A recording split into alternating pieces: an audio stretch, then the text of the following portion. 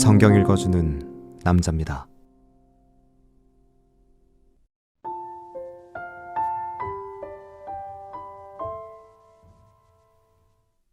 여호와께서 노아에게 이르시되 너와 내 온 집은 방주로 들어가라.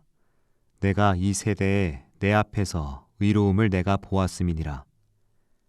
너는 모든 정결한 짐승은 암수 7씩 부정한 건 암수 2씩을 내게로 취하며 공중의 새도 암수 7씩을 취하여 그 씨를 온 지면에 유전케 하라. 지금부터 7일이면 내가 40주야를 땅에 비를 내려 나의 지은 모든 생물을 지면에서 쓸어버리리라. 노아가 여호와께서 자기에게 명하신 대로 다 준행하였더라. 홍수가 땅에 있을 때 노아가 600세라. 노아가 아들들과 아내와 자부들과 함께 홍수를 피하여 방주에 들어갔고 정결한 짐승과 부정한 짐승과 새와 땅에 기는 모든 것이 하나님이 노아에게 명하신 대로 암수 2씩 노아에게 나아와 방주로 들어갔더니 7일 후에 홍수가 땅에 덮이니 노아 600세 되던 해 2월 곧 그달 17일이라. 그날에 큰 기품의 샘들이 터지며 하늘의 창들이 열려 40주야를 비가 땅에 쏟아졌더라.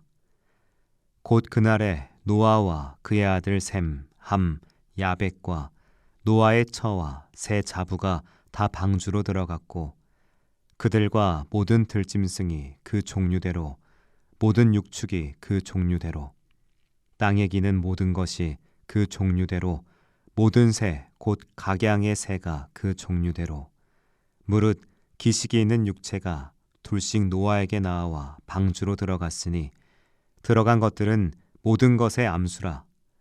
하나님이 그들에게 명하신 대로 들어가매 여호와께서 그를 닫아 넣으시니라. 홍수가 땅에 40일을 있었는지라. 물이 많아져 방주가 땅에서 떠올랐고 물이 더 많아져 땅의 창이라매 방주가 물 위에 떠다녔으며 물이 땅에 더욱 창이라매 천하의 높은 산이 다 덮였더니 물이 불어서 15규빗이 오르매 산들이 덮인지라. 땅 위에 움직이는 생물이 다 죽었으니 곧 새와 육축과 들짐승과 땅에 기는 모든 것과 모든 사람이라. 육지에 있어 코로 생물의 기식을 호흡하는 것은 다 죽었더라. 지면의 모든 생물을 쓸어버리시니 곧 사람과 짐승과 기는 것과 공중의 새까지라. 이들은 땅에서 쓸어버림을 당하였으되 홀로 노아와 그와 함께 방주에 있던 자만 남았더라. 물이 150일을 땅에 창일하였더라.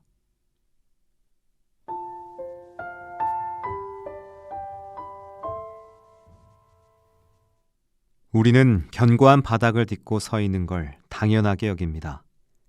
아침이면 해가 뜨고 바다는 정해진 해안선 너머를 침범하지 않으며 사계절이 순환하는 이 질서를 감동 없이 당연하게 누리죠.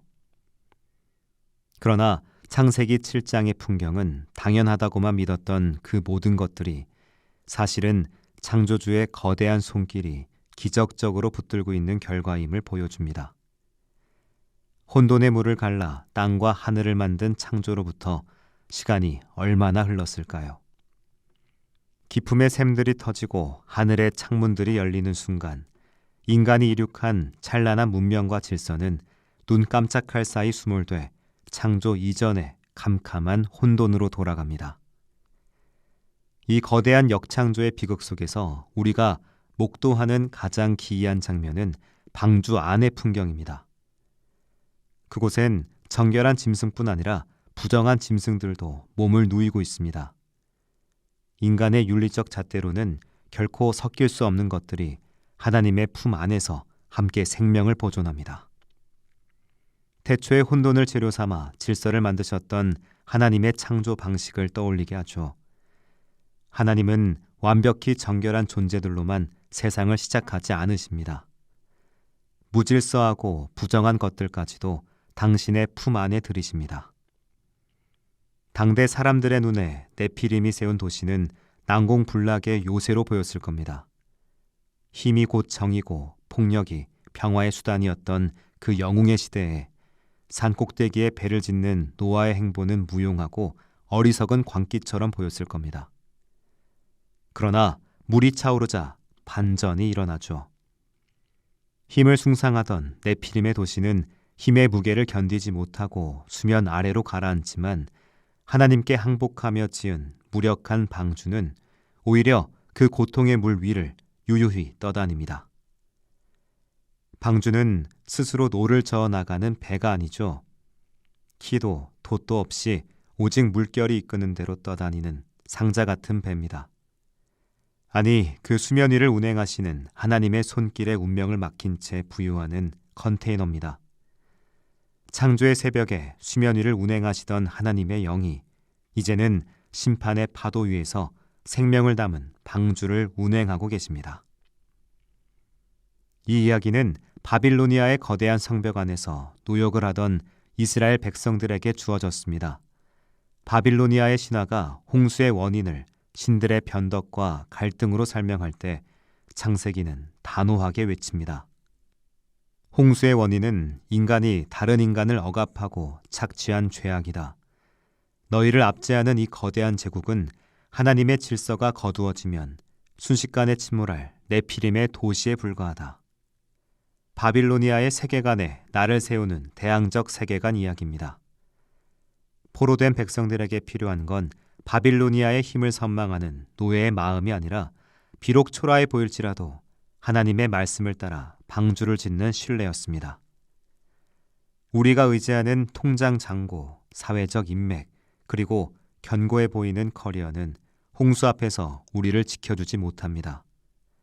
그것들은 물이 차오르면 우리를 더 깊이 가라앉게 만드는 납덩이가 될 뿐입니다. 그래서 세계관의 전복이 필요합니다. 대제국 바빌로니아의 거대한 성벽이 영원할 것 같아 보여도 창조주께서 붙들고 계시던 질서의 손길을 거두시는 순간 그건 가장 먼저 심연에 잠길 납덩이에 불과합니다. 우리가 그토록 집착하는 통장 잔고, 사회적 인맥, 견고해 보이는 커리어는 홍수 앞에서 우리를 지켜주지 못하죠. 오히려 무용해 보이는 방주에 올라타 키도 돛도 없이 그저 수면 위를 운행하시는 하나님의 손길에 내 존재를 내맡기는 것이 가장 치열하고 당당한 생존 전략입니다. 많은 사람들의 눈에 어처구니 없어 보일지라도 노예의 비굴함을 벗어던지고 방주를 짓는 사람만이 무너지는 세계 속에서 새로운 창조를 마주하게 될 겁니다. 기도하겠습니다.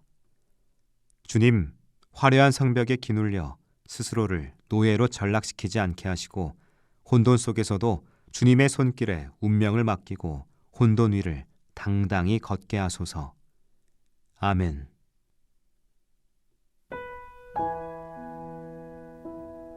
지금까지 묵상에 함께하는 교회 홍정한 목사, 내레이션 성경 읽어주는 남자였습니다.